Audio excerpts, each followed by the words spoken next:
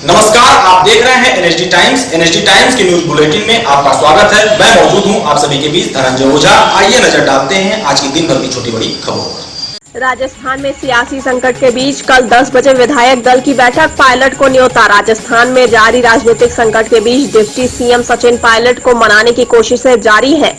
Congress party ने मुख्यमंत्री अशोक गहलोत और सचिन पायलट के बीच मतभेद खत्म करने के लिए मंगलवार सुबह बैठक बुलाई है। इसमें सचिन पायलट को भी आमंत्रित किया गया है। नेपाल के पीएम ओली का बेतुका बयान, कहा भारत में है नकली अयोध्या, भगवान राम है नेपाली। इस्तीफे का दबाव झेल रहे नेपाल के प्रधानमंत्री केपी शर्मा ओली ने भारत को लेकर फिर एक बार विवादित और बेतुका बयान दिया है। उन्होंने कहा है कि भारत ने सांस्कृतिक अतिक्रमण के लिए नकली अयोध्या का निर्माण किया है, जबकि असली अयोध्या नेपाल में है। साथ ही उन्होंने कहा कि भगवान राम नेपाली है, न कि भारतीय। आपको बता दें कि ओली पहले कह चुके हैं कि भारत उनको सत्ता से हटाने की साजिश रच रहा है। नेपाल के प्रधानमंत्री निवास में आयोजित एक कार्यक्रम में ओली ने कहा कि भारत ने नकली अयोध्या खड़ा कर नेपाल की सांस्कृतिक तथ्यों का अतिक्रमण किया। उन्होंने कहा कि भगवान श्री राम की नगरी अयोध्या भारत के उत्तर प्रदेश में नहीं, बल्कि नेपाल के वाल्मीकि आश्रम के पास है। उमा भारती ने राजस्थान के हालात के लिए राहुल गांधी को माना जिम्मेदार, लगाए गंभीर आरोप। मध्य प्रदेश की पूर्व मुख्यमंत्री और वरिष्ठ भाजपा नेता उमा भारती ने कहा कि मध्य प्रदेश में जो घटा और राजस्थान में जो घटेगा उसके लिए राहुल गांधी जिम्मेदार हैं, क्योंकि वह युवा नेताओं को कांग्रेस में पनपने नहीं देने देते। राहुल गांधी पार्टी में जिस प्रकार का माहौल बना देते हैं उससे फूट पड़ती है और उस फूट को नियंत्रित करने का सामर्थ्य राहुल में नहीं है। हाई कोर्ट ने विकास दुबे एनकाउंटर पर याचिका को किया खारिज, कहा मान ली गई है मांगे। कानपुर कांड के मास्टरमाइंड विकास दुबे के एनकाउंटर मामले को लेकर उत्तर प्रदेश सरकार को हाई कोर्ट की लखनऊ बेंच से राहत मिली है। सोमवार को हाई कोर्ट के वकील नंदिता भारती ने एक याचिका दाखिल कर विकास दुबे के एनकाउंटर की न्यायिक आयोग बनाकर हाई कोर्ट के सिटिंग या रिटायर्ड जज से जांच की मांग की थी।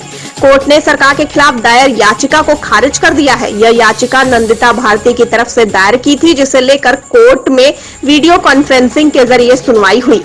याचिकाकर्ता ने मांग की थी कि कोर्ट आयोग बनाकर सिटिंग जज या रिटायर्ड जज से न्यायिक जांच कराए। खाने पीने की चीजें हुई सस्ती, खाद्य महंगाई दर 9 महीने के निचले स्तर पर, जून में रही 7.87%। कोरोना संकट के बीच आम लोगों के लिए राहत की बात है कि खाद्य महंगाई 9 महीने के निचले स्तर पर पहुंच गई है। आसान शब्दों में समझे तो खाने पीने की चीजों के दाम घट गए हैं। केंद्रीय सांख्यिकी कार्यालय की ओर से जारी आंकड़ों के मुताबिक जून 2020 में खाद्य महंगाई दर 7.87% हो गई है, जो मई में 9.2% पर पहुंच गई थी। सीएसओ के मुताबिक लॉकडाउन में ढील के बाद खाने पीने की चीजों की आपूर्ति सुचारू रूप से होने के कारण ऐसा हो पाया है। वहीं सीएसओ ने 2 महीने बाद खुदरा महंगाई के आंकड़े भी जारी कर दिए हैं। सीबीएसई बोर्ड के 12वीं में लखनऊ की दिव्यांशी बनी टॉपर, 600 में से 600 नंबर मिले। सीबीएसई बोर्ड 12वीं की परीक्षा में लखनऊ की दिव्यांशी जैन ने इतिहास रच दिया है। उन्हें परीक्षा में कुल 600 नंबरों में से 600 नंबर मिले हैं। वो नवयुग रेडियंस लखनऊ की 12वीं की छात्रा हैं और लखनऊ के गणेशगंज इलाके में रहती हैं। Divyanshi Jain history, geography, economics, insurance, Sanskrit और इंग्लिश विषयों में 12वीं की पढ़ाई कर रही थी। इस साल की परीक्षा में उनके सभी विषयों में 100% मार्क्स आए हैं। दिव्यांशी जैन एक मध्यम वर्गीय परिवार से है। उनके पिता राजेश प्रकाश जैन ने कहा कि हमें बेटी पर गर्व है, उसने अपनी मेहनत से हमारा सपना पूरा कर दिया है।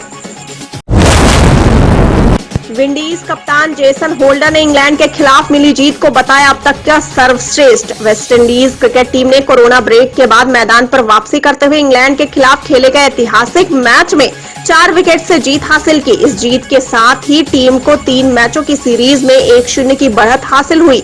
वह विजडन ट्रॉफी पर कब्जा बरकरार रखने के करीब पहुंच गया है। इंग्लैंड को पहले टेस्ट में हराने के बाद विंडीज टीम के कप्तान जेसन होल्डर ने कहा कि उनकी अभी तक की अपनी सबसे बड़ी और शानदार जीत में से एक है। मैच के बाद कप्तान होल्डर ने कहा कि यह हमारी अभी तक की सर्वश्रेष्ठ जीतों में से एक है। शनिवार का दिन काफी मुश्किल था, लंबा था और गेंदबाज लगातार गेंदबाजी कर रहे थे। उन्होंने अपना सब कुछ दिया। यह टेस्ट क्रिकेट का मुश्किल दिन था। सुशांत की आखिरी फिल्म में स्पेशल बाइक का भी खास रोल, डायरेक्टर ने बताया। सुशांत सिंह राजपूत की आखिरी फिल्म दिल बेचारा की रिलीज में कुछ ही दिन का वक्त रह गया है। फैंस को इस फिल्म के ट्रेलर के साथ ही सॉन्ग्स भी काफी पसंद आ रहे हैं।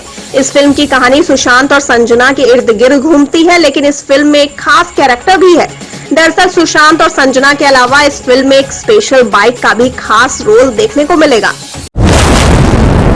गूगल ने पेश किया डिजिटल इंडिया का खाका, देश में सस्ती दरों पर उपलब्ध कराएगी technology. Google for India event के 6वें एडिशन में कंपनी के सीईओ सुंदर पिचई ने भारत के डिजिटल इंडिया में अपनी भागीदारी का खाका पेश किया। कंपनी ने भारत में अगले 5 सालों तक किस रणनीतिक गति से आगे बढ़ना है, इससे देश की जनता को रूबरू कराया। इसके लिए कंपनी ने भारत में अगले 5 साल में 75,000 करोड़ रुपए निवेश का ऐलान किया। पिचाई ने भारतीय भाषाओं को डिजिटली मोड से मजबूती देने के साथ ही एजुकेशन को डिजिटल मोड में शिफ्ट करने की बात पर जोर दिया। इसके लिए अगले कुछ सालों में भारत में भारी निवेश का ऐलान किया। कोविड-19 के दौर में भारत के बिजनेस लीडर, स्टूडेंट्स, टीचर्स को टेक्नोलॉजी एडॉप्शन में मदद का भरोसा दिया। कोरोना का इलाज करा रहे अमिताभ बच्चन ने जताया फैंस का आभार। बॉलीवुड के महानायक अमिताभ बच्चन के कोविड-19 पॉजिटिव होने के बाद से ही फैंस उनके लिए दुआएं कर रहे हैं।